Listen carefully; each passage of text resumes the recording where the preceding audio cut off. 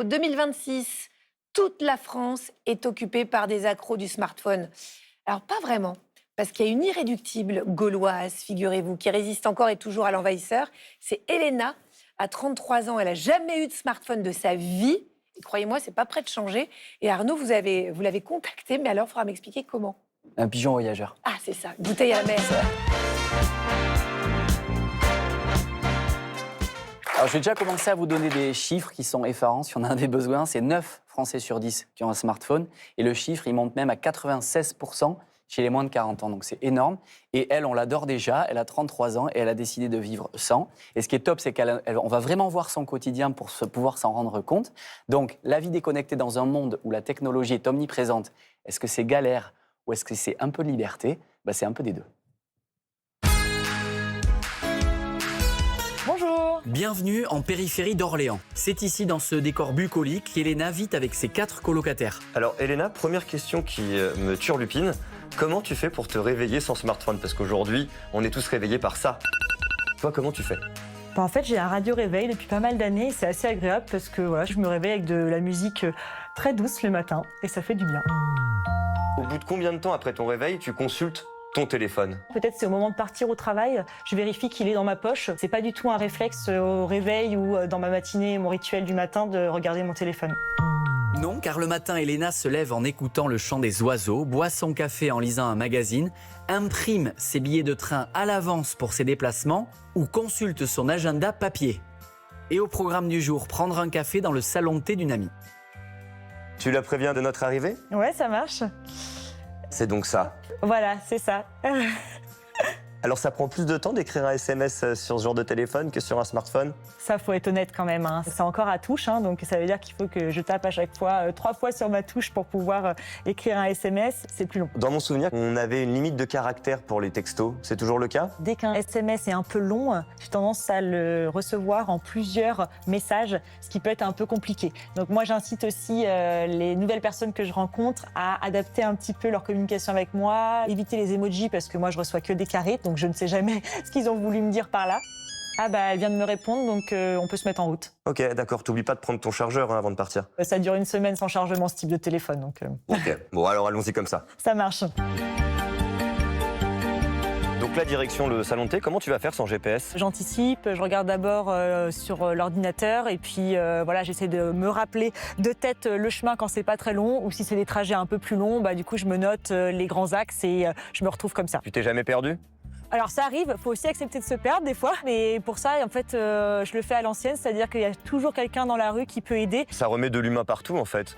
En fait c'est ça, c'est que comme on peut pas dépendre du téléphone qu'on a dans la poche, on est obligé de regarder ce qui se passe autour de nous, de rentrer en contact avec des personnes et du coup ça crée aussi dans la journée d'autres interactions qui sont assez agréables. Bon, nous on te suit en voiture et avec le GPS. À Ça tout à marche. l'heure. À toutes. Quand on partait de bon matin, quand on partait sur les chemins, à bicyclette.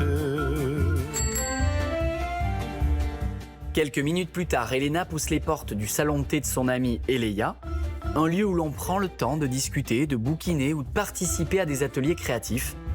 Aujourd'hui, c'est atelier collage pour les participantes. Autour de la table, levez la main, celles qui ont un smartphone. C'est quoi? Ah oui, Et pas Elena. Franchement, ça s'applaudit, on est d'accord. Moi, je trouve ça franchement. Niveau social, c'est vrai qu'on perd pas mal de trucs, parce qu'on est tous sur notre truc là. Toutes les opérations bancaires, ils nous demandent un numéro de sécurité qui est sur le smartphone. Ouais, donc là j'ai réussi à négocier encore avec ma banque pour avoir sur un SMS classique sur un vieux téléphone, mais voilà, c'est sûr que c'est plutôt l'administratif où je m'inquiète un peu dans les prochaines années de si c'est possible encore longtemps.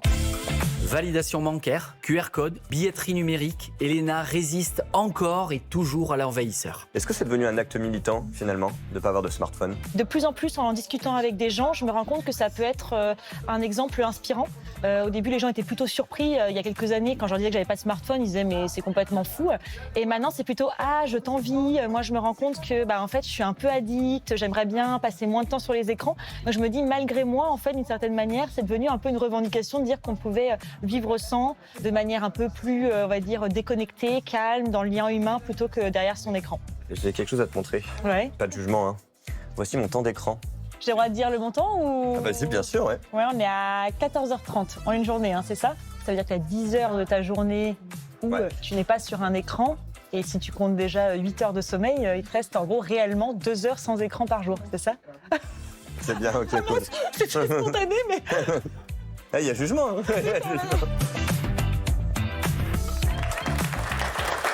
Eh oui, il y a pire que Sarah, dis donc, c'est quand même fou. Ce qui est dingue, c'est que j'ai l'impression que c'est en train de se renverser parce que pendant des années, Elena, tout le monde l'a regardée hyper bizarrement. Et en fait, maintenant, son mode de vie, ça commence à susciter pas mal de jalousie. Et il y a autre chose qui est très intéressant aussi, c'est que moi, ma fille qui vient de rentrer au collège, on lui a interdit d'avoir un smartphone au collège. Donc, elle a un petit téléphone à touche qui fait vachement de bruit, où on peut jouer au serpent. Je pense que vous y avez tous joué. Oui, bien sûr. Et en fait, c'est en train de redevenir à la mode. Et la Gen Z, la nouvelle génération, ils adorent ça.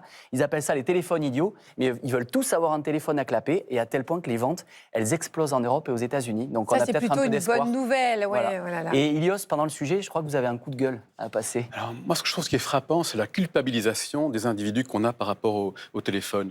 On compare souvent ça à une drogue, mais on n'a pas besoin de drogue pour inscrire ses enfants à la cantine. On n'a pas besoin de drogue pour prendre un rendez-vous sur Doctolib. On n'a pas besoin de drogue comme les petits QR codes dont on a besoin pour rentrer dans un bâtiment public. Le téléphone portable, on l'a rendu complètement nécessaire pour tout. Et puis on dit aux personnes, mais arrêtez d'être accro. Il y a un petit problème, là, on culpabilise les personnes. Et si on reprend cette idée-là, imaginez quelqu'un qui passe sa journée au lit parce qu'il ne va pas bien. On ne va pas lui dire, tu es addict à ton lit, guéris-toi de ton addiction. Non, on va se dire, qu'est-ce qu'il va faire pour que la personne puisse trouver l'envie de trouver des stimulations, du lien, du sens en dehors. Et cette question-là, du sens qu'on peut trouver en dehors des écrans, c'est une question à laquelle on ne peut répondre que socialement et en groupe. Ce n'est pas une question individuelle. Et il y a un énorme problème aussi pour les personnes plus âgées qui sont un peu dépassées quand même, parce que ça va très très vite. Et aujourd'hui, moi je vois même très très proche de moi, ne serait-ce que pour faire un virement, en fait, on a besoin de l'appli de sa banque. Ouais. Donc c'est quand même très très compliqué pour les personnes plus âgées. Je vois des personnes qui acquiescent dans le public. Ilios... Donc Elena ne devrait pas être une héroïne, elle l'est. Oui. Ça devrait être la société qui permette c'est à ça. tout le monde de vivre avec des vrais liens et pas Exactement. spécialement sur des écrans dématérialisés. Vous savez que Stan Gusman est en colère aussi, Ilios. Il a une question terrible à vous poser. J'espère que vous saurez le J'ai calmer. peur J'ai déjà. très peur, moi aussi.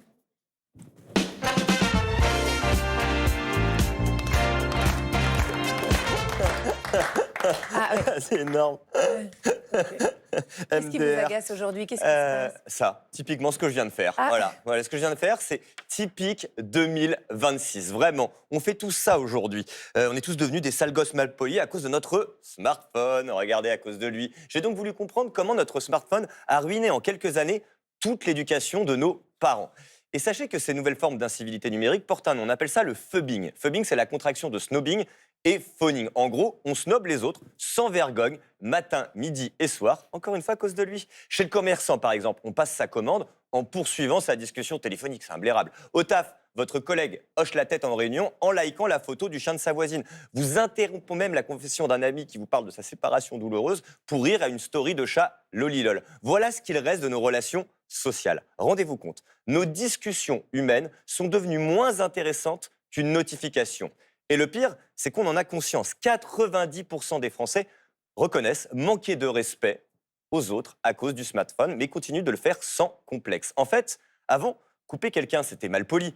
Aujourd'hui, répondre à un message pendant qu'on vous parle, c'est devenu normal. Ce qu'on tolère avec un téléphone, on ne le supporterait pas ailleurs. Imaginez par exemple une discussion avec un proche et pendant ce temps-là, vous regardez vos pieds, vous parlez à un ami imaginaire ou vous sortez un jeu de cartes pour faire un solitaire. Ce qu'on fait avec le téléphone, pire, vous le coupez pour lui dire « Attends, je t'arrête, il y a Jean-Michel qui vient de m'envoyer une pensée ». Ce serait inenvisageable, mais on l'accepte avec le portable. Alors Ilios, excusez ma colère, je suis colère, mais pourquoi ce genre d'incivilité, ça a le don de me rendre fou? Et pourquoi je le prends comme un manque de respect total? Alors Stan, c'est normal.